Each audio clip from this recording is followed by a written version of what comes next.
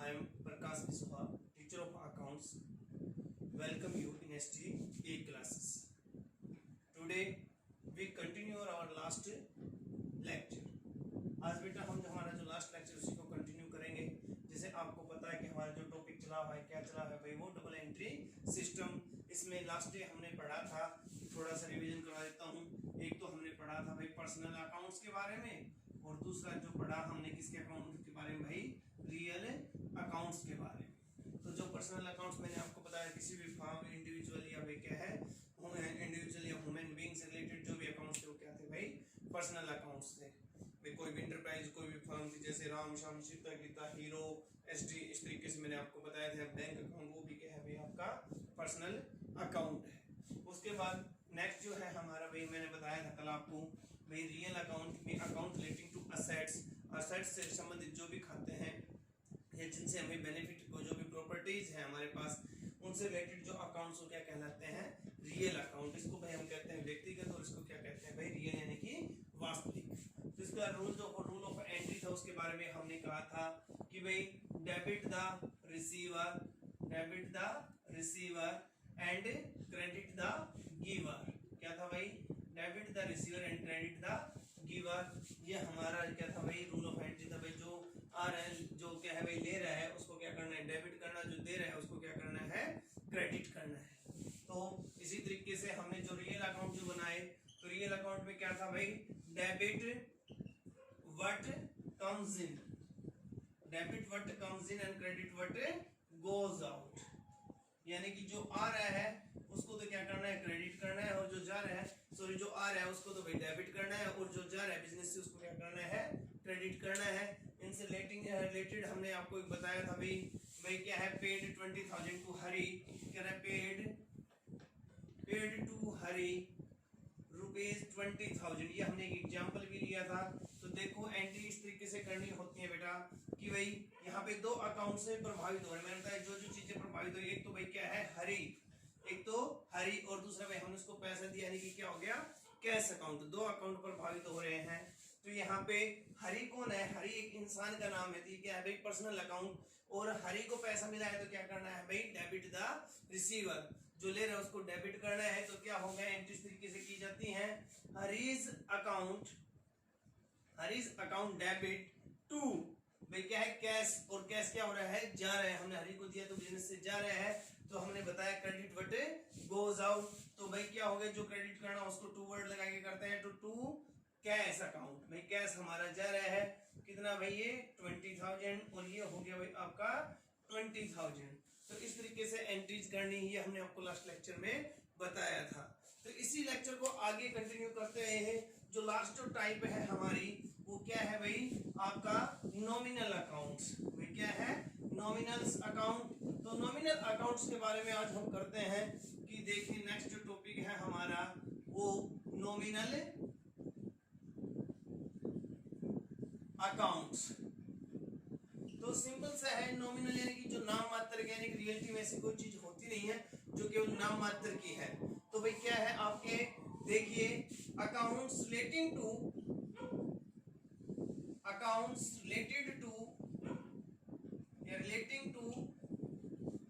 Incomes and gains, accounts relating to income and gains, और क्या है भाई आपका, ये क्या है भाई, और expenses and losses are called nominal accounts. भाई क्या है, आय और व्यय से रिलेटेड, इनकम एंड एक्सपेंसेस से रिलेटेड जो भी अकाउंट्स है भाई, या प्रॉफिट और या भाई क्या आपके गेन से या प्रॉफिट से या लॉसेस से संबंधित जो भी खाते हैं, वो क्या कहलाते हैं भाई, आपके नॉमिनल अकाउंट्स कहलाते हैं। भाई जैसे देखिए सैलरी अकाउंट, एग्जांपल के लिए क्या है भाई हमारे लिए, सैलरी अकाउंट। तो सैलरी क्या है, सैलरी भाई हम पे कर रहे हैं, तो चाहे वो मिल रही है या दे रहे हैं, भाई दोनों ही बात है। मिल रही है तो इनकम है, और दे रहे तो एक्सपेंस है।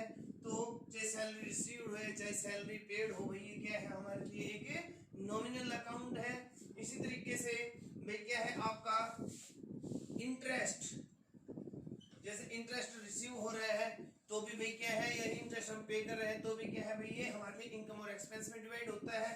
इसी तरीके से commission account, commission account, profit and loss account, ये सभी चीजें भाई प्रॉफिट एंड लॉस अकाउंट से हमें क्या पता चलता है, प्रॉफिट और लॉस का पता चलता है। लेकिन वो जो भी क्या है, जो भी खाते हमें क्या है हमारे आय और व्यय से संबंधित जो खाते होते हैं, इनकम एंड एक्सपेंसेस से रिलेटेड जो भी अकाउंट्स हैं हमारे, वो क्या कहलाते हैं भाई, नॉमिनल अकाउंट्स कहलाते हैं। आई बात समझ में? Accounts relating to income and gains और expenses and losses are called nominal accounts. और इसके एग्जांपल मैंने बताया भाई, कोई भी इनकम ले लीजिए भाई, जैसे इंटरेस्ट रिसीव्ड, कमीशन रिसीव्ड है, income received, commission received, rent received, तो ये सारे क्या है भाई, या फिर आपके भाई सैलरी पेड, या भाई क्या है आपका रेंट पेड हो गया, इंटरेस्ट पेड हो गया, तो ये सारी चीजें क्या है, ये सारी हमारी चीज लिए खर्चे हैं।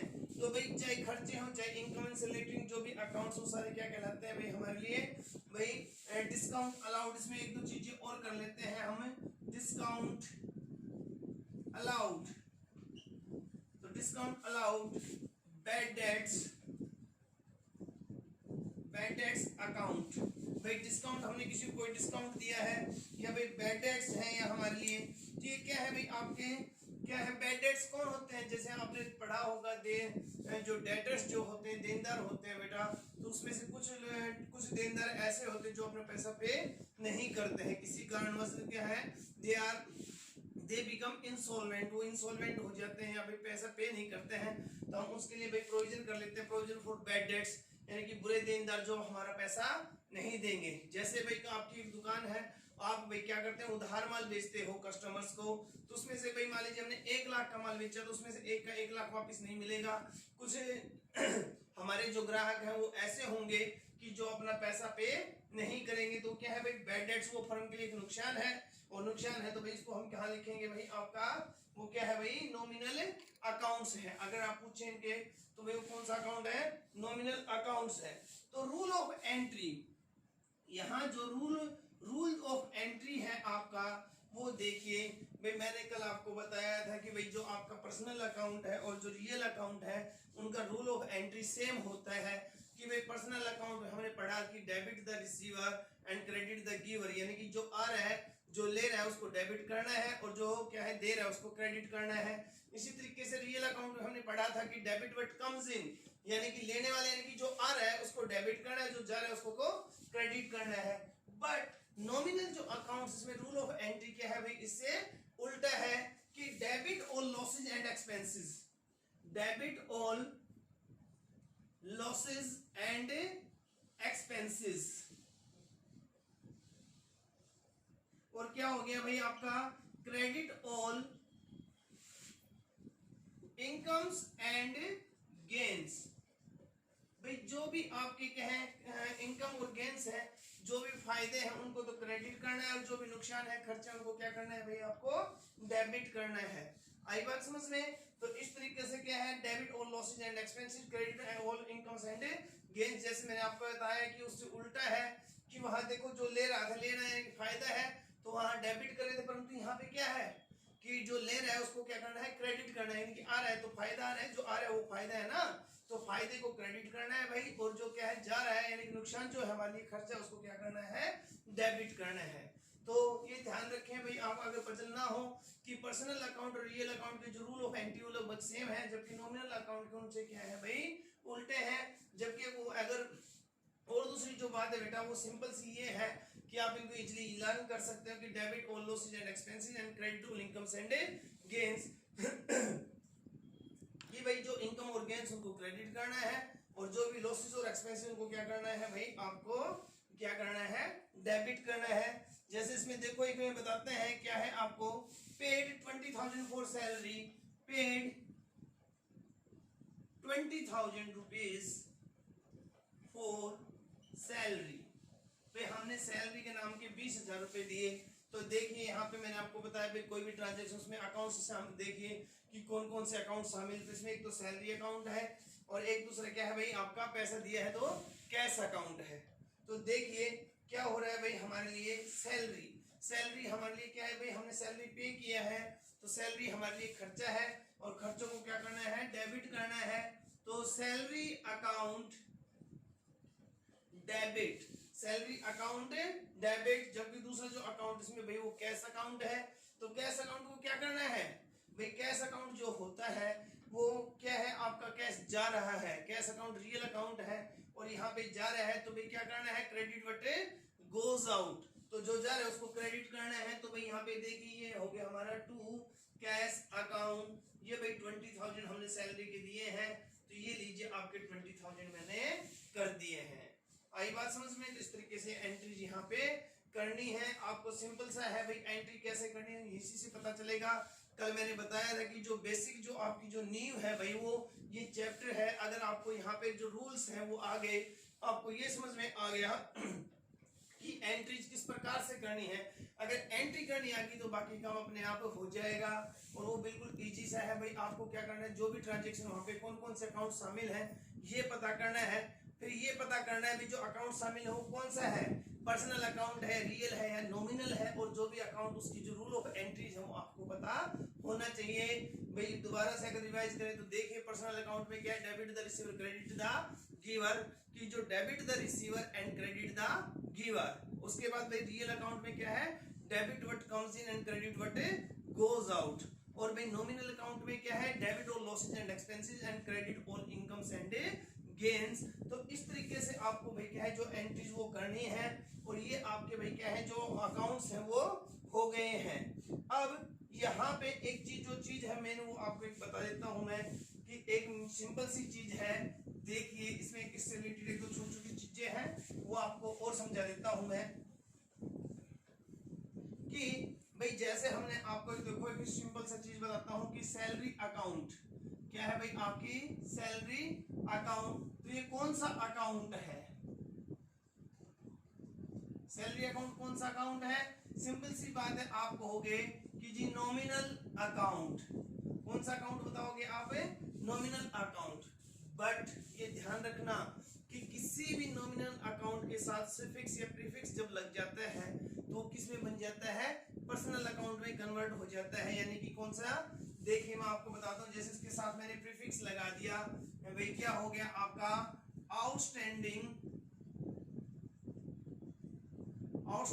Salary account, outstanding salary account.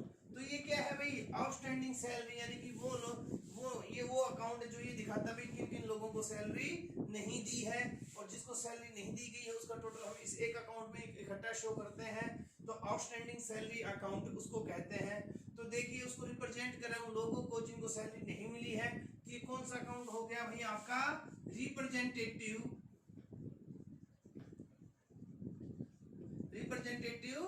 Personal account. यानी कि ये क्या हो गया भाई, आपके रिप्रेजेंटेटिव पर्सनल अकाउंट।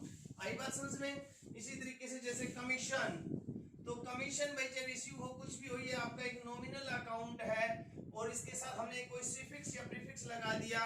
तो भाई जैसे भाई कमीशन पेड इन एडवांस, यानी कि जिन लोगों को हमने कमीशन पेड इन एडवांस कर दिया है, तो ये भी क्या बन जाएगा फिर, पर्सनल अकाउंट बन जाएगा। यानी कि हाँ, आपको जो सिंपल सी जो चीज है वो ध्यान रखनी है वो यही है कि भाई आपको सफिक्स और प्रीफिक्स का ध्यान रखना है। अगर किसी भी पर्सनल नॉमिनल अकाउंट के साथ कोई सफिक्स या प्रीफिक्स लग जाता है तो भाई आपको क्या मिल जाएगा, जैसे commission paid in advance, commission receive in advance है, तो इस सफिक्स या प्रीफिक्स जब लग जाएगा, इसके आगे या पीछे कुछ लग जाएगा तो वो क्या बन जाएगा भाई, पर्सनल अकाउंट में कन्वर्ट हो जाएगा। तो ये जो आपके थे भाई रूल्स हो गए हैं, और आपको ये पता करना है कि कौन सा अकाउंट कैसे है।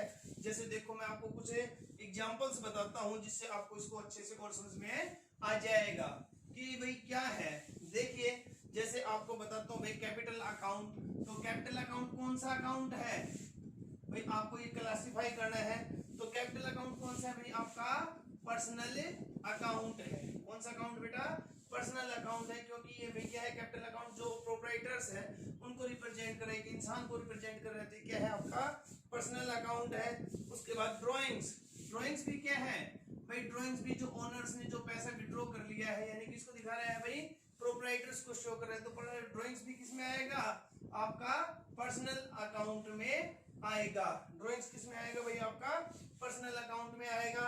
उसके बाद भाई आपका कैश पेड, कैश पे किया है तो जो कैश अकाउंट है भाई वो आपका किस में आता है रियल अकाउंट में आता है। आई बात समझ में। इसी तरीके से आपका कैश रिसीव्ड है तो चाहे कैश पेड हो चाहे कैश आपका रिसीव्ड हो, कैश मिला है तो भी भाई क्या है ये आपका आपका क्या हो जाएगा रियल अकाउंट है। कैश अकाउंट जो होता है भाई वो क्या है आपका रियल अकाउंट है।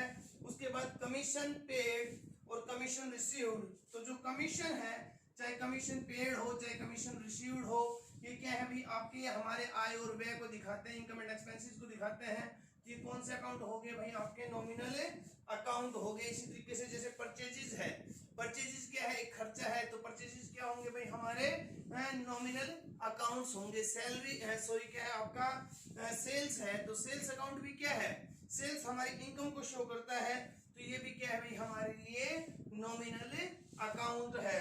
भाई जो आपकी सेल्स है वो भी क्या है बेटा क्या है आपके लिए नॉमिनल अकाउंट है।